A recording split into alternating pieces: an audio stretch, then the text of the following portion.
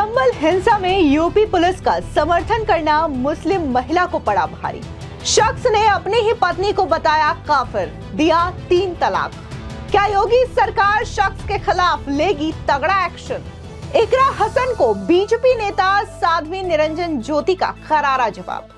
नमस्कार, स्वागत है आपका। आप देख रहे हैं द न्यूज। मैं रानी गुप्ता आपके साथ। संबल हिंसा को लेकर के देश में राजनीतिक माहौल देखने को मिल रहा है, जहां विपक्ष लगातार इस मामले को लेकर के केंद्र की मोदी सरकार के साथ साथ योगी सरकार को घेर रही है, तो वहीं दूसरी ओर बेहद हैरान कर देने वाला मामला सामने आया है। दरअसल आपको बता दें कि संबल हिंसा पर यूपी पुलिस का समर्थन करना मुस्लिम महिला को भारी पड़ गया है। दरअसल मुस्लिम महिला के शौहर ने अपनी ही पत्नी को काफिर बता दिया। इतना ही नहीं, यहां तक कि उस शख्स ने अपनी पत्नी को 3 तलाक देते हुए घर से बाहर निकाल दिया। उसने ये कहा कि तुम जिस तरीके से उत्तर प्रदेश की पुलिस का समर्थन कर रही हो, तुम काफिर हो और तुम्हें तलाक देता हूं। सीधे तौर पर जिस तरीके से मुस्लिम महिला को जो पति ने तलाक दिया है, उसके खिलाफ बाकायदा मुस्लिम महिला ने शिकायत दर्ज करवाई है। और इतना ही नहीं, उन्होंने ये भी कहा है कि मैं चाहती हूं कि उनके खिलाफ सख्त एक्शन लिया जाए, क्योंकि इतनी छोटी सी बात पर कैसे कोई इंसान तलाक दे सकता है,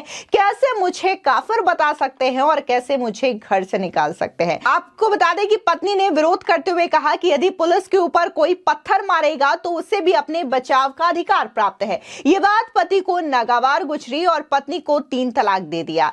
एसएसपी कार्यालय में शिकायती पत्र दे करके पत्नी ने अपना दर्द बयां करा और पति के विरुद्ध कड़ी से कड़ी कार्रवाई करने की मांग की है। अब पीड़ित महिला ने इस पूरे घटनाक्रम को लेकर के क्या कुछ कहा है, आप भी विस्तार से सुनिए। मेरे हस्बैंड मुझसे काफ़ी टाइम से 31 अक्टूबर से गायब हैं। मुझे छोड़कर घर में लड़ाई झगड़ा करके, हाथ उठा के, मार पिटाई करके चले गए हैं। तब से मैं उनको ढूंढ रही हूँ। वो अपनी फैमिली के साथ रह रहे हैं और मुझे बिल्कुल ऐसा कर रखा है जैसे कोई मतलब नहीं। मेरा कोई घर नहीं है। इनसे शादी के बाद मेरे फैमिली में कोई मुझे सपोर्ट नहीं करता, कोई मेरा मायका नहीं है, कुछ नहीं है। मैं अभी एक अनजान किसी जान पहचान वालों के यहाँ रह रही हूँ। परेशान हूँ, कहाँ जाऊँ, कोई घर नहीं। 4 बच्चे हैं मेरे। इनका बेटा इतना बीमार है, सबसे छोटा 5 महीने का है। उसकी तबीयत इतनी ख़राब है, ना कोई पैसा देते हैं, ना कोई खर्चा करते हैं। उसके दूध का खर्चा भी नहीं उठाते हैं। मैं परेशान होकर इनको ढूंढते ढूंढते इनके ऑफिस भी पहुंची। कई बार ऑफिस पहुंचने के बाद ये मेरे को मिले। बाहर ऑफिस के ढूंढती रही तो पता लगा कि ऑफिस से बाहर हैं, आ रहे होंगे, आप वेट करो। तो मैं बाहर इनका इंतज़ार कर रही थी और मैं एक वीडियो ऐसे देख रही थी संभल जाने से पहले कि वहाँ जाना है तो पता नहीं हालात ठीक है या नहीं है। तो उस पर मेरे से बहस कर रहे थे कि ये पुलिस वाले गलत कर रहे हैं। तो मैंने कहा गलत तो गलत है, गलत तो आप भी कर रहे हैं। जो गलत करेगा उसको तो सज़ा मिलनी चाहिए। और इसी बात पर उन्होंने कहा कि तू तो काफिर है, तू तो मुसलमान है ही नहीं, तू ये नहीं वो नहीं, लड़ाई झगड़ा करा और मैं जा तुझे तलाक देता हूँ और मैं नहीं रखूंगा तुझे, चाहे तू कुछ भी कर ले, मैं तुझे कभी नहीं रखूंगा, तुझे मैं 3 तलाक देता हूँ, जा निकल जा मेरी ज़िंदगी से। इतनी छोटी सी बात में मुझे तलाक दिया। सिर्फ मैं ये कह रही थी कि हर इंसान को अपने बचाव का अधिकार है।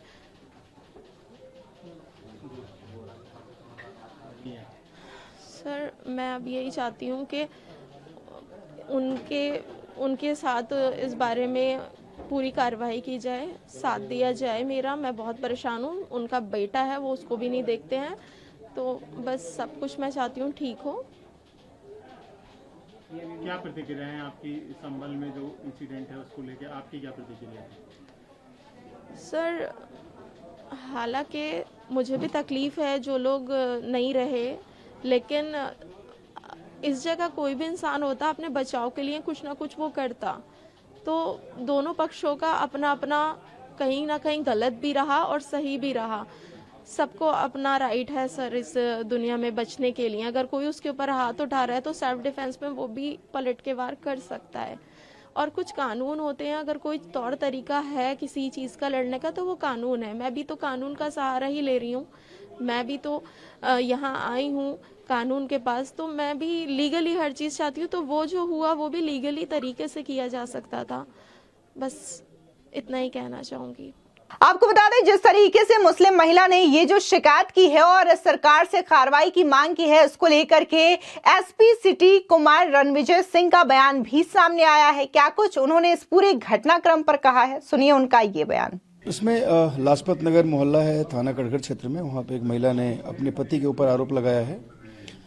उसमें उन्होंने ये आवेदन पत्र जो दिया है 5 तारीख को हम लोगों को रिसीव हुआ है, उसमें उन्होंने आरोप लगाया है कि वो एक यूट्यूब वीडियो जो संभल प्रकरण से जुड़ा हुआ देख रही थी, उसको देखने से मना किया पति ने, और उन्होंने चूँकि बंद नहीं किया अपना देखना, उसके बाद उसने ट्रिपल तलाक दे दिया। ये एप्लीकेशन हम लोग को प्राप्त हुई है। उसमें कुछ अन्य आरोप भी हैं जो पति है उसके और उसके परिवारजनों के। आपको बता दें कि जिस मुस्लिम महिला को ये तलाक दिया गया है, उनके वकील अभिषेक शर्मा का बयान भी सामने आया है। क्या कुछ वो कार्रवाई कर रहे हैं और इस केस में किस तरीके से उनकी तैयारी है, इस पर उनके वकील अभिषेक शर्मा ने क्या कहा है, सुनिए उनका ये बयान। शर्मा एडवोकेट। अभिषेक जी कौन है जो आपके पास आई, क्या शिकायत लेके आई? इनके हस्बैंड ने केवल इनको इतनी सी बात पे 3 तलाक दे दिया कि इन्होंने संभल में पुलिस का समर्थन करा था, ये कहते हुए कि हर किसी को राइट टू प्राइवेट डिफेंस है। तो सेल्फ डिफेंस का राइट सबको है, चाहे वो प्राइवेट आदमी हो चाहे पुलिस का आदमी हो। तो पुलिस ने अपने सेल्फ डिफेंस में यदि वो अपना सेल्फ डिफेंस का अधिकार इस्तेमाल करा तो उसमें गलत कुछ नहीं था। इनके हस्बैंड इसी बात से इनसे चिढ़ गए और इन्हें ट्रिपल तलाक दे दिया, इंस्टेंट ट्रिपल तलाक। तो फिलहाल अब क्या कार्रवाई, इसमें क्या नियम? ये कप्तान साहब से मिली थी कल, तो कप्तान साहब ने आश्वासन दिया है कि इनके साथ बिल्कुल न्याय संगत कार्रवाई होगी। अच्छा, जुडिशियली में कानून के अनुसार देखें तो किस तरीके का ये अपराध बनता है? ये ट्रिपल तलाक का मुकदमा है। इनकी एक बेटी थी, उसके साथ भी छेड़छाड़ करता था। एक फादर अपनी बेटी के साथ गलत संबंध बनाने की कोशिश करे, बहुत ही अनैतिक वो है, कार्य है। इसमें पॉस्को तक की धारा लगेगी। इनके साथ पहले शादी का झांसा देके रेप किया गया, तो हम इनका पूरा साथ देंगे और जुडिशरी में भी इनका उसके खिलाफ मुकदमा योजित करा जाएगा। दरअसल आपको बता दें कि संभल में जिस तरीके से जामा मस्जिद में हुए सर्वे के बाद जो हिंसा का माहौल हुआ, इसको लेकर के हालांकि यूपी सरकार ने कड़ी कार्रवाई की। इसके अलावा जिन लोगों ने पत्थर बरसाए थे उनके खिलाफ भी तगड़ा एक्शन लिया गया। 34 लोगों को गिरफ्तार किया गया।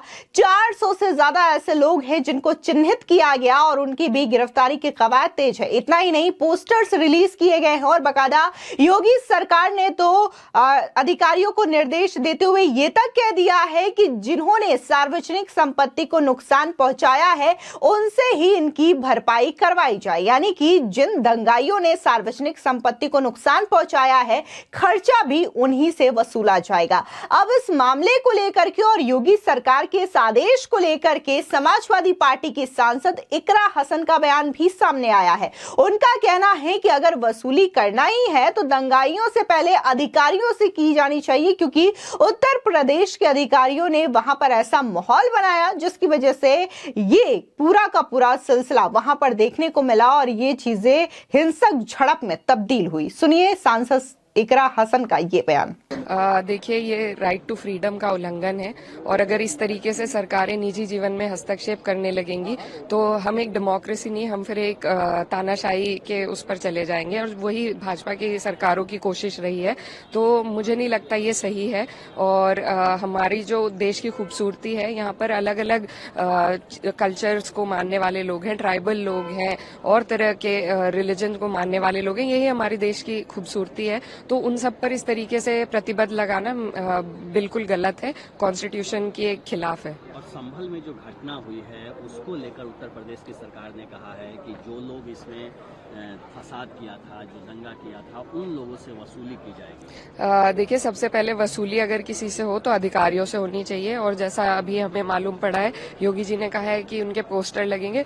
तो मैं मानती हूँ सबसे पहले अधिकारी जिन्होंने ये उनको ट्रेनिंग मिलती हुई पहले से है कि उन्हें भीड़ को कैसे रोकना है, कैसे एक व्यवस्था बनानी है, उसके बावजूद जिस तरीके से उन लोगों ने वहां पर सारे नियम कानून को तोड़कर सीधी सीधी गोली लोगों पर चलाई है, सबसे पहले उनके पोस्टर लगे, उन पे कार्रवाई हो और उनसे वसूली हो। अब जिस तरीके से संभल हिंसा को लेकर के समाजवादी पार्टी की सांसद इकरा हसन का बयान सामने आया, तो उसके बाद बीजेपी की जो नेता हैं साध्वी निरंजन ज्योति, उन्होंने पलटवार किया और उन्होंने सीधे तौर पर यह सवाल पूछा कि जो योगी सरकार ने एक्शन लिया है वो काबिल तारीफ है, क्योंकि यहाँ पर मुख्यमंत्री योगी आदित्यनाथ ने ऐसी कड़ी कार्रवाई की है कि ये जो माहौल है वो ज्यादा तनाव में तब्दील नहीं हुआ। नहीं तो आज तो उत्तर प्रदेश के लोगों को वो तस्वीर भी याद है कि कैसे मुजफ्फरनगर में दंगा हुआ था और वहां पर 1 महीने तक हालात पूरी तरीके से खराब थे। लेकिन आज उत्तर प्रदेश के मुख्यमंत्री योगी आदित्यनाथ ने तुरंत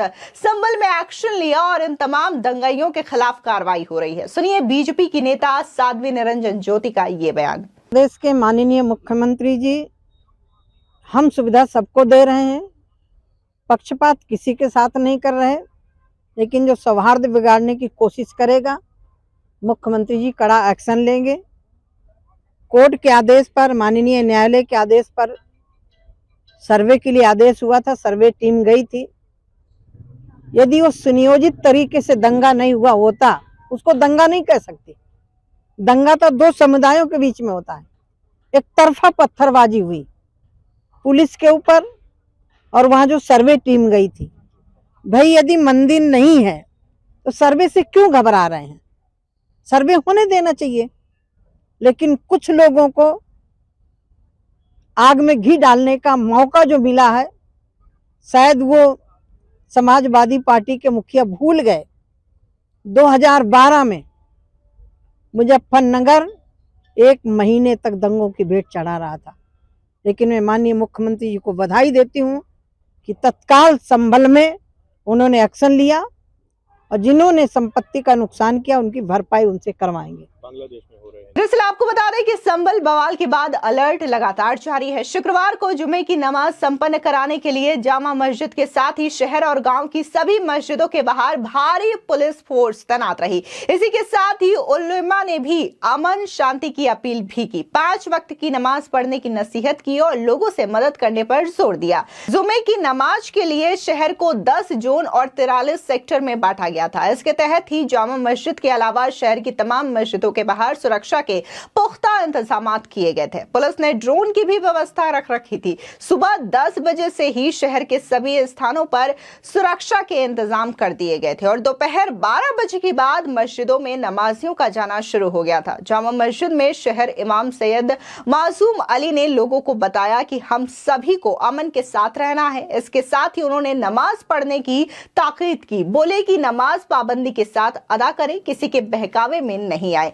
अब इस पूरे मामले को लेकर के जहां विपक्ष लगातार राजनीति कर रही है, तो उत्तर प्रदेश की पूर्व मुख्यमंत्री मायावती ने भी विपक्ष पर करारा हमला बोला है। दरअसल आपको बता दें कि बीएसपी सुप्रीमो मायावती ने आज एक प्रेस कॉन्फ्रेंस किया, जहां पर उन्होंने न सिर्फ बांग्लादेश बल्कि संभल में जिस तरीके से विपक्ष लगातार जो राजनीति कर रहा है इस पर करारा हमला करते हुए ये कहा कि बांग्लादेश में भी दलितों के साथ और अल्पसंख्यकों के साथ अत्याचार किए जा रहे हैं, वहां पर भी हिंदू सुरक्षित नहीं है। लेकिन विपक्षी इस पर एक भी शब्द नहीं बोल रहे हैं और ये संभल संभल चिल्ला रहे हैं सिर्फ और सिर्फ अपनी वोट बैंक की राजनीति के लिए। खैर, जिस तरीके से संभल से ये हैरान कर देने वाला मामला सामने आया है, जहां पर उत्तर प्रदेश की पुलिस का समर्थन करने पर मुस्लिम महिला को तलाक दे दिया गया है, इस खबर पर आपकी क्या राय है? कमेंट सेक्शन में जरूर बताएं। धन्यवाद।